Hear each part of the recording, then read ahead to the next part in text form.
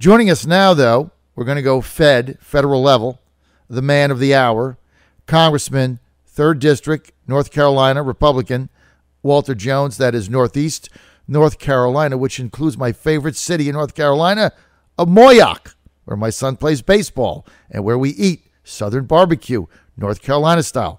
I'm sorry, Virginia. I love my state. I don't like Virginia barbecue. I like North Carolina barbecue. That's why I go to Southern barbecue in Moyock. Wednesday, 2-for-1 special. That's when we have practice. God works in the strange ways. Congressman Walter Jones, good to have you, man.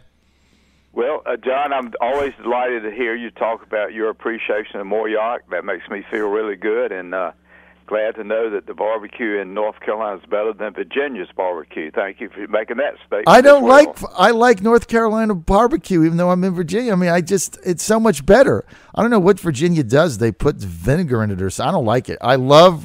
I go there just to get the barbecue. I don't like Virginia barbecue. So look, I'm on the same page with you guys on that. No question about it.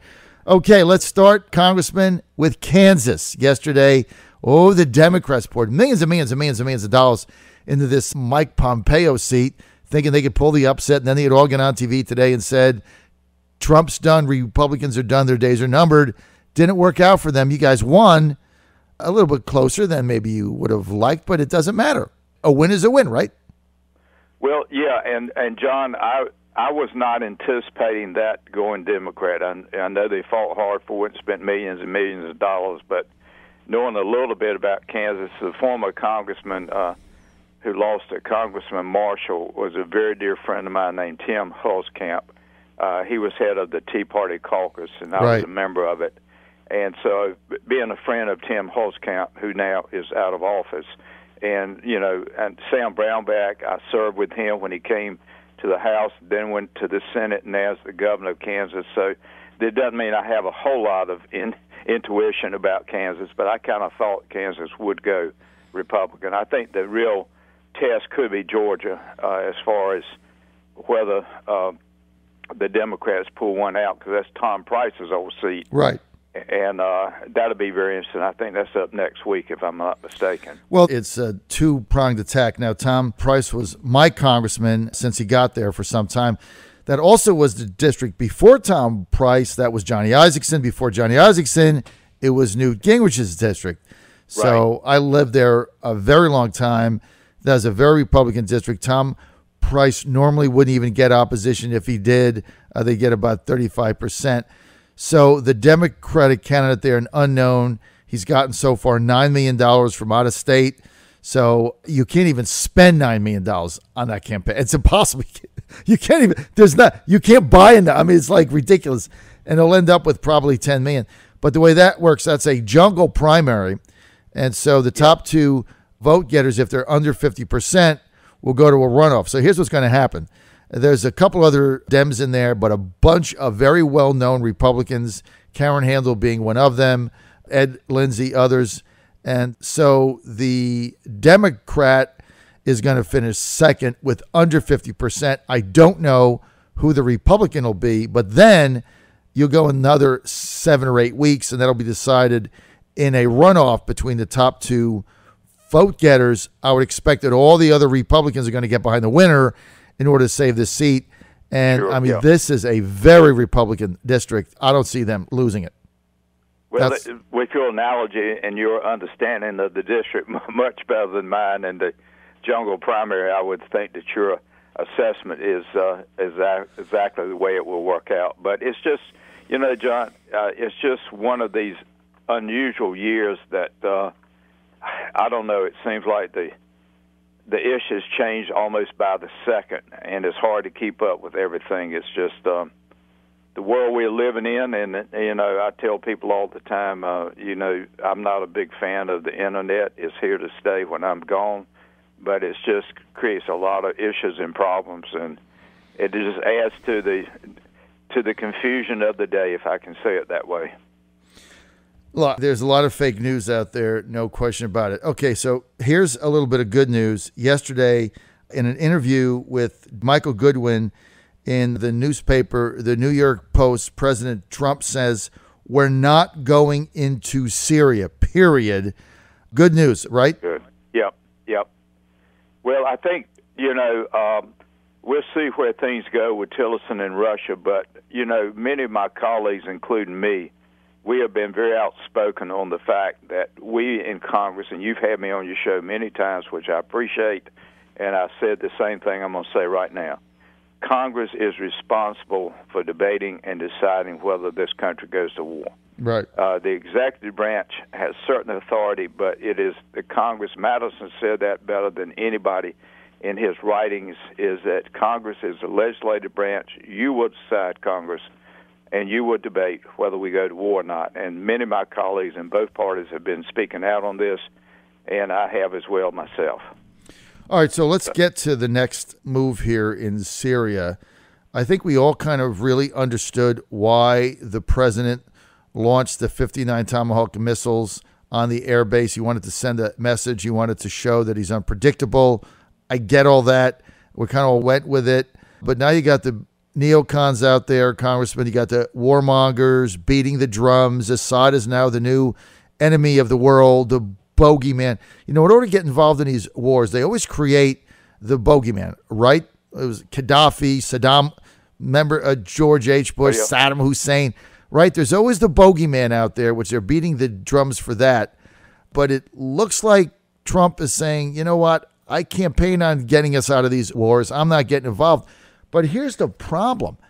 If there's another chemical attack, what does he do now?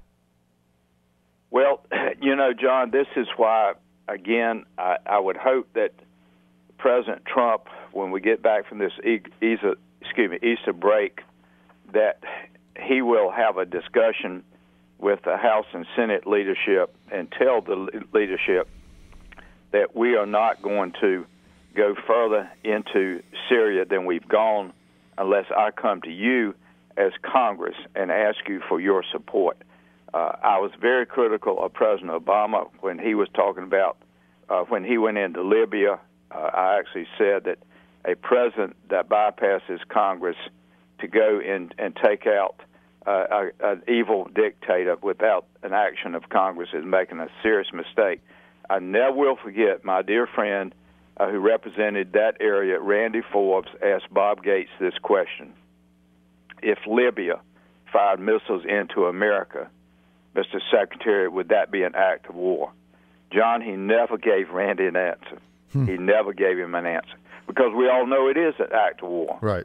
And whether things are the way we want them to be in a country, and there's nothing worse than chemical weapons being used against these innocent people, young and old. But there's still a world order, and what I mean is that a sovereign nation, there are other ways that I think that you can bring pressure on Assad, but when you want to try to make a statement with missiles, are you setting a precedent that could be the unintended consequences that we don't want? I don't know. I can't answer my own question, to be honest with you. Well, look, I think that's the risk. Let's get to the situation now on the Korean Peninsula with North Korea. Now we're sending carriers there, concerned about what this madman might do.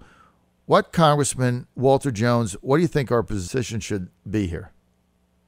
Well, I agree with the fact that we need to be prepared. There's no question. But you're dealing with an absolute nut, right, who's very dangerous, and we all know that. But to me, I hope that the conversations that Mr. Trump had with the Chinese President Xi, I believe, in fact, I understand from news reports that he has spoken to him yesterday. Yes. So we don't know what kind of conversations they had from either the president of China or the president of America and what they might have agreed upon. And that's a good thing probably, but I would hope that President Trump has actually prevailed upon them that it is in your best interest if we don't have a war in South Korea, between South Korea and North Korea. All right, so I will tell. We're in some uncertain waters. waters right now. I mean, it's hard to read, where everything's going because changing by the day. Well, look, I mean, part of the reason why the president launched that missile attack on the Syrian air base, which was very controlled, very measured, very few casualties. He gave the Russians a 1 hour notice so it didn't get out of hand. But look, when he did that, he put everybody on edge, right? I mean, and that was part of the strategy, is to say, look, you don't know what this president is going to do. So when you don't know what they're going to do, then you got to think things through a little bit better. I mean, you mature enough like me, you can go back to the Richard Nixon administration when it was reported that the Politburo and Brezhnev at the time thought Richard Nixon was crazy. So they didn't do anything because they didn't know how he was going to react. And there's a method to that, right?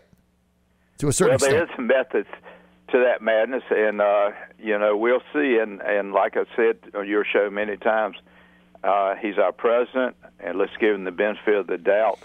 I just think at certain times that in the world that we live in, again, maybe I'm wrong in saying this, but I believe it's the constitutional duty of the Congress, based on our Constitution, to declare war. And if we need a new AUMF, Authorization Military Force, Barbara Lee, before we broke for Easter, I was at the news conference when she put a bill in calling for a new AUMF on Syria. And I think that I don't blame Mr. Trump for this. I blame our leadership for it. I've said this on your show many times. Paul Ryan, as soon as we get back, could say to the committee chairs, I want to have a AUMF, Authorization Military Force, on my desk in the next 2 weeks. I mean, I don't put this in the White House. I put this on the leadership of the House, that we could initiate our constitutional duty. In fact, I'm writing a letter now to Mr. Ryan because 16 years later, we need to have a new debate on what is the future of America's role in Afghanistan, because there are 320-some members, John, of the newly elected members of the House that were not there in 2001 when we went into Afghanistan. So I, along with John Garamendi from California, we put in the bill saying that the House should have a debate on the future of Afghanistan, whether we want to be supportive and spend billions and billions of dollars and young men and women get killed, lose their legs, or we're just going to or we want to come home. So we need to have the debate. People can vote the way they want to vote. Let them vote. But 16 years, we got nothing to show for it but wasted money and wasted life. Well, it isn't going to go on his desk. You know that, Congressman, and I know that, because Paul Ryan doesn't want his caucus to go on the record, right? They would rather the executive branch take all the risk. They don't want to go on the record. They don't want to hit a button, green or red, right? They don't want to be involved in this. So, 3 administrations removed. We still don't have a new AUMF. And you put the bill in, it's going nowhere. It's never going to get out of committee, right? I mean, that's what's going to happen again. John, I'm meeting with a constitutional lawyer when we go back. I want to see legally what if I have any options, and I'm sure I could get many of my colleagues in both parties to join me, because I think my constitutional rights as a member of Congress are being denied. Yes. When I cannot follow the Constitution and debate and vote on whether we go to war or not, and one person is stopping it, then I don't know, maybe I have some legal options, maybe I don't have legal options, but I'm just getting fed up with the fact that we never debate sending young men and women to die for this country. And we don't do that, why? Well, I mean, it's up to the leadership. John Boehner in 2015, before he left office, Mr. Obama sent to Boehner a new AUMF for the Middle East. Okay, let me real quickly explain. Go ahead. All John Boehner had to do was to take it, send it to the committee, and say, change this recommendation from the president to fit the needs of the Congress. He never even took it up. We wrote him letters, bipartisan, and I wrote him one myself and said, for God's sakes, send President Obama's AUMF to the committees of jurisdiction and let them work on it. It never happened. I think your assessment, John, you just stated 2 minutes ago, is exactly right. We don't want the responsibility of a president, in this case President Trump. We'd rather for him to make the decisions instead of us. And that's what frustrates the heck out of me. Well, it's simple, because once you get that to a floor vote, basically what you'd be saying is, going forward, the old AUMF, which was done almost 2 decades ago, 16 years ago, 3 administrations ago, that now you have to have a new one. And then 2 things. People would have to go on the record on that. And Absolutely. Then if President Trump wanted to go to war or wanted to do something, he would have to go to Congress, right? He would have to go to Congress. He would have to make his argument. And then Congress would have to make a decision on it. And then everybody would be accountable to that vote. Absolutely. Right? And so they don't want to be accountable to that. They don't want to make a vote on that. They don't want to vote on the AUMF. They don't want to vote on whether or not we get involved in another conflict. So, in essence, Congressman Walter Jones, this is a dereliction of duty, is it not? Absolutely. You just nailed it with a home run. I'm going to tell you that this is the frustration, and it's not just me, Walter Jones. There are members of Congress in both parties who have been just raising Cain with the leadership of denying us our constitutional right. And, of course, I don't know when we go back in a week or so, I have a feeling with this action taken in Syria will reignite this concern that we have of not being able to meet our responsibilities. So you told it to the listeners exactly what the problem is. Exactly. All right. So, look, I love the idea that you're going to, Congressman Walter Jones, that you're going to pursue legal options for this, because I don't think there's any other way you're ever going to get this out of committee. It's just going to, Ryan's going to do with it the same thing Boehner did, which is do nothing. And it's like everybody is complicit, right? Everybody's in on the hoax, so to speak, or in on the deal, because the executive branch, well, they'd rather have the power, right? So they don't want to have to deal with it. I mean, I understand that. And it doesn't matter if it's Trump or Obama or whomever, right? They don't want to deal with it. Right. And then leadership doesn't want to put their caucus in a position where they actually have to make a decision, which is why they got voted in to go up there in the first place.